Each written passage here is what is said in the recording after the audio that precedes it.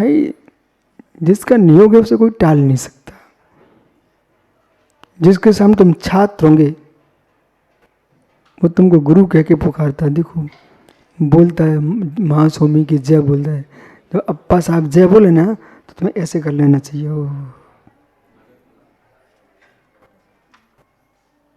मुझे तो कोई वृद्ध लोग सेवा करने आए ना तो मुझे शर्म लगती है। जरूरत तो मुझे है कि इनको है, दादा को। पर सोचता हूं ये चारित्र की महिमा है, चारित्र सर्वत पूज्य होता है। चारों मंत्री मित्र समय, चारों मंत्री अपनी बुद्धि को बल से पहुंच गए हस्तिनापुर। हस्तिनापुर में पद्म राय शासन कर रहे थे। अपने वाक चातुर्य से उन चारों ने क्या किया, वह मंत्री पद को प्राप्त कर लिया। पुण्य का अल्प भी कण रखा रहता ना, फुंजड़िया कितनी नष्ट हो गई हो पर जब तक उसमें रोगन रहता है तब तक चमकती है। इतने पापी थे तभी इतना पुण्य उनके पास था, फिर से मंत्री बन गए। उज्जैन के मंत्री हस्तिनापुर के मंत्री बन गए। तो मैं पुण्य को भी देखता रहता हूं, ये भी बड़ा खतरनाक होता है। सब बहुत खतरनाक होता है, पुण्य भी खतरनाक होता है। दुष्ट अनाचारी पापी जीव भी तब तक पूजते रहते हैं जब तक पुण्य चमकता रहता है, पर जब ऐसे नष्ट होता है फिर बेचारे वो फुंजड़िया फिर क्या होता है, नाली में पड़ी मिलती है।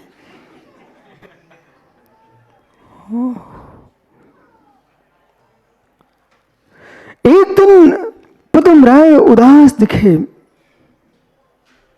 महाराज उदास क्यों है? उदासी बहुत खतरनाक होती है गौरव, हर समय उदास मत बैठा करो। उदासी के काल में कोई समझाने वाला मिल गया, शत्रु भी, तुम सब उगल दोगे। ये खतरनाक होता है। दिनेश्वर एक नीतीश को मित्र, भैया कहाँ से आया है?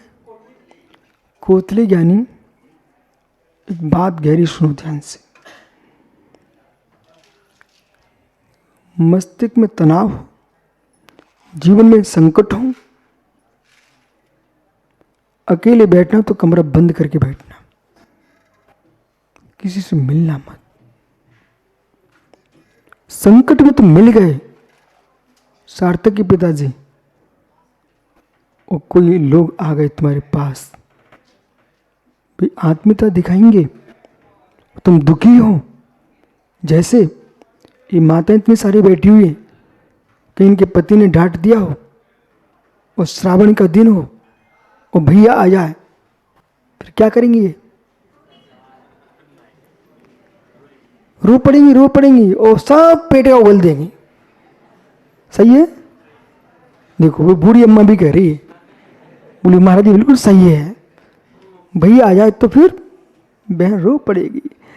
ऐसी विपत्ति काल में कोई शत्रु भी आया है, तुम रो पड़ोगे और सब उड़ेल दोगे। प्रणव सागर जी, सब उड़ेल दोगे आप। ओहो, सारा रैस निकल जाएगा। संकट के काल में एकांत में रहना, तुम सब कह दोगे। संकट निकलने के बाद संकट देने वाला शांत हो जाएगा, पर जो प्रेम से बोल रहा था वो तुमको संकट में डाल देगा। ये रहस्य को समझो। सुब्रत सागर महात्मा जी 2003 में बहुत सारे लोग मेरे पास आए थे, बोले मैं आपकी रक्षा करना चाहता हूँ।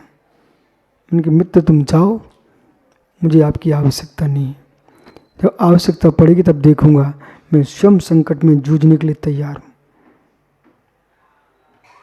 ओह, आपको मालूम, आपके ललितपुर में एक दिन में रात्रि में 3 बजे जगा, कई लोग शंका को जाने को स्थान नहीं, बाहर निकलने को स्थान नहीं, चारों ओर का ताले ताले ताले ताले। फिर मैं वही अंदर कमरे में अपनी साधना करता रहा, स्वाध्याय प्रतिकरण सामय किए। सुबह 5 बज गए। अब तो भाई कोई खोल, कौन है बाहर से लगा है। जब उन्होंने ताला खोला तो ताले की जब खुला तो बाहर तलवारें,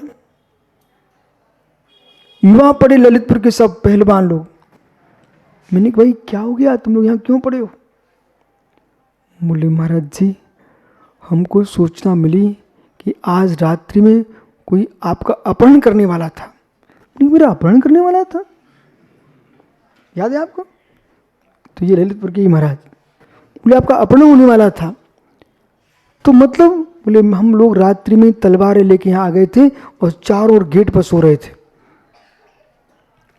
हमके ज्ञानी तुम क्यों परेशान हो, टेंशन मत लो, जाओ तुम सब, जो होगा सो होगा, जो है सो है। मालूम चला कोई उपद्रवी होगा, आया होगा, परंतु बेचारे का हृदय परिवर्तन हो गया, वो निकल गया।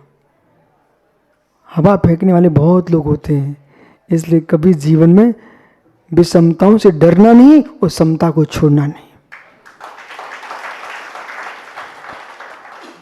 ऐसे दिन आते रहते हैं, टेंशन नहीं लेने का।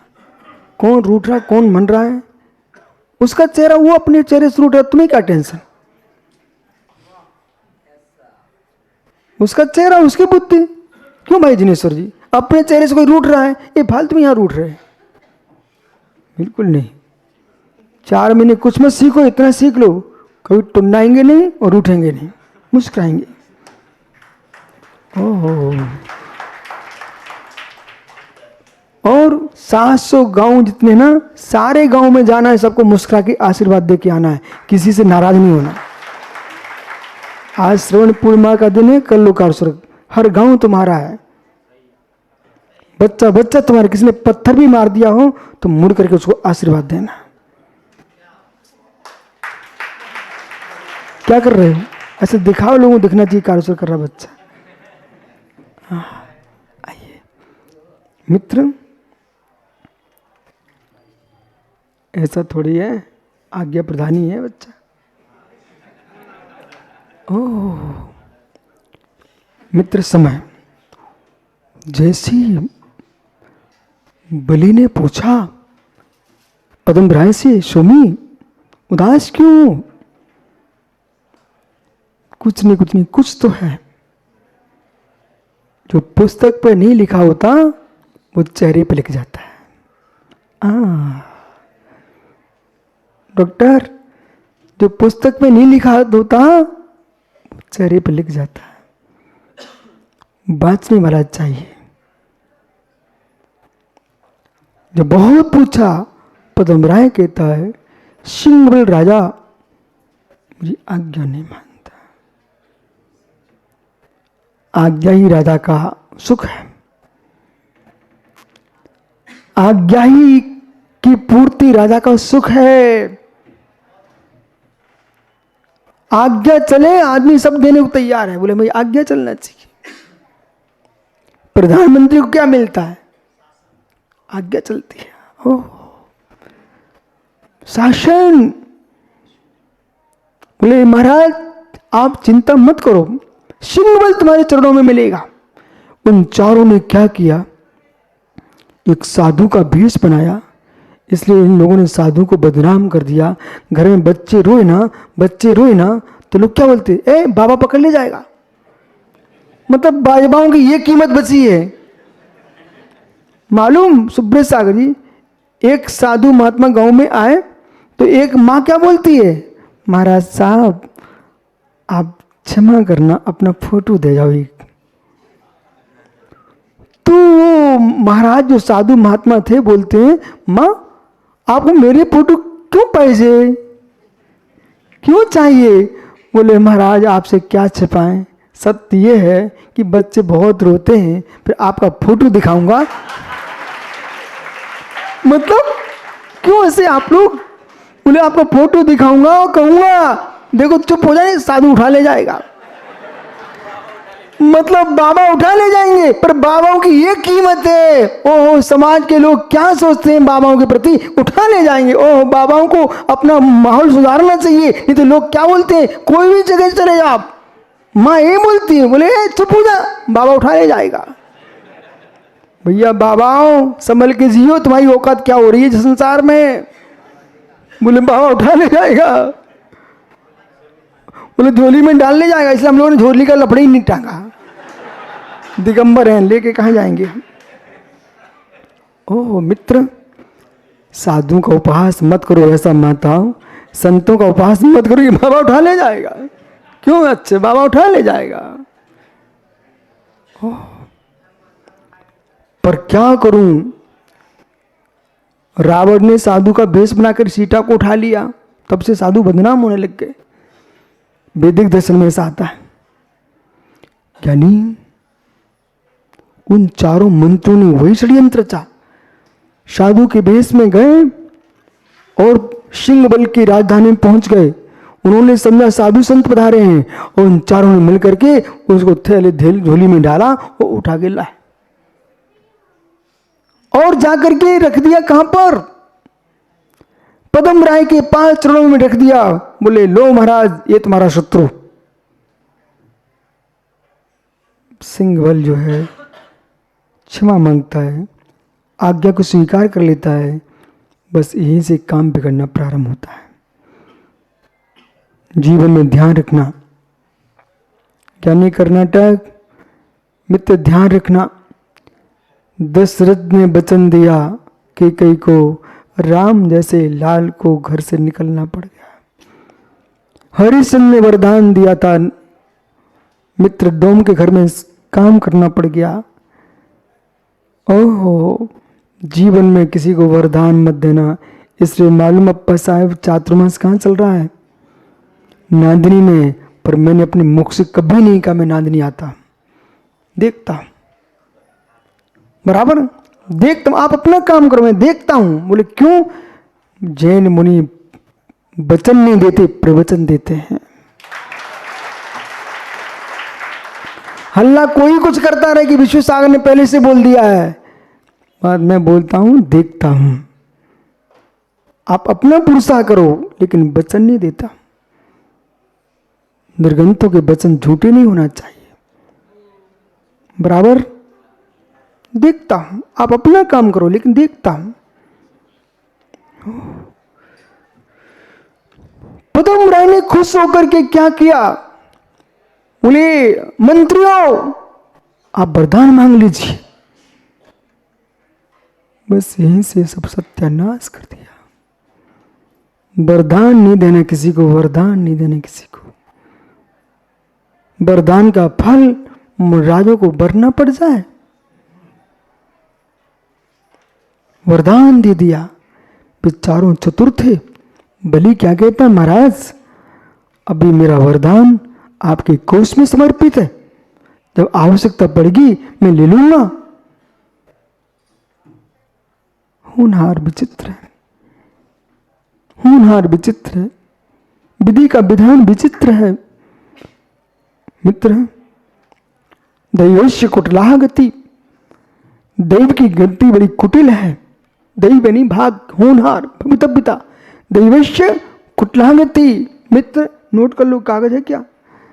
दैवश्य कुटिलाह गति। अशुभ दिन भी आए तब भी मुस्कुराते रहना, तब ये सूत्र याद कर लेना। क्या कर सकते हैं? दैवश्य कुटिलाह गति। अच्छे दिन आए तब भी मुस्कुराना। बोले मेरी तो औकात नहीं, मैं इतने स्थान तक पहुंच गया। दैवश्य कुटिलाह गति, दैव की कुटिल गति होती है। उधर अकंपनाचार्य स्वामी साहस योगियों के साथ वहीं पहुंच गए हस्तिनापुर। हस्तिनापुर के उद्यान में मुराद विराजमान हो गए। मंत्रियों को मालूम चला, अरे ये तो पद्म राय स्वयं दिगंबर जैन मुनियों का भक्ति क्या, इनके पिता केवली होके मोक्ष चले गए, इनका भाई विष्णु कुमार मुराद से इस साहस मुनि यहां पधार गए, तो अब तो मेरा हालत खराब हो जाएगी। ओह, क्लेशा संसरण का दुखम न पावती। दुष्टों के संसर्ग में रहने से किसको सुख मिलता है? दुष्टों के संसर्ग में रहोगे दुख ही पाओगे। इसलिए जीवन में ध्यान रखना, संगति को संभाल के रखना भाई, गति बिगाड़ देगी कुसंगति। वो चारों पहुंच गए। महाराज मेरा वरदान आपके पास सुरक्षित है, कहिए मंत्री, ये 7 दिन का राज्य चाहिए। 7 दिन का राज्य चाहिए। ओह तथास्तु। पर महाराज आपको महलों में जाना पड़ेगा। एक सम्राट कुरुवंशी अंतःकरण में जाके बैठ गया। इधर उन दुष्टों ने क्या किया, जहां मुराद बरमान थे चारों बाड़ी लगा दिए।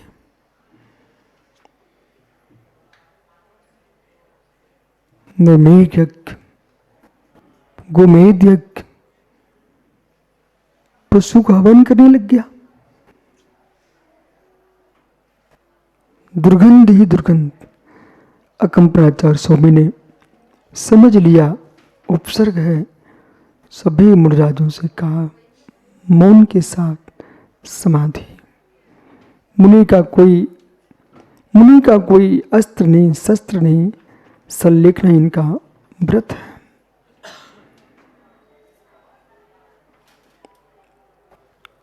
बड़ी बड़ी ज्वालाएं फूटने लगी, दुर्गंध बहने लगी, कंठ रुंध गए, पर्वत भी चटकने लगे, आकाश के तारे रोने लगे, नक्षत्र कंपित होने लगे। इतना ही मां हस्तिनापुर में नन्हे नन्हे बच्चों ने अपनी मां का दूध पीना बंद कर दिया।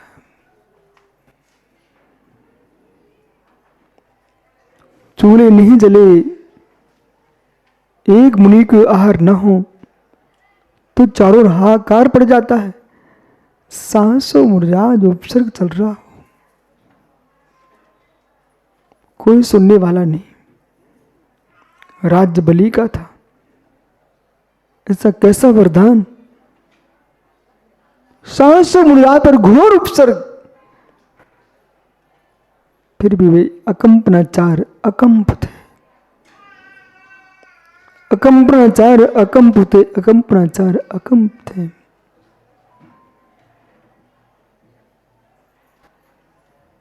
हिले नहीं, डुले नहीं। आहुतियां ही आहुतियां, षडान चारों ओर, ज्वालाएं। पर वे मुनिराज चिंतन कर रहे थे, जिसे तू नष्ट करना चाहता है वो नष्ट होता नहीं। जो झुलसेगा वो नष्ट होने वाला ही है। तुम शरीर को कष्ट दे सकता है, मेरे भगवान आत्मा को पीड़ित नहीं कर सकता।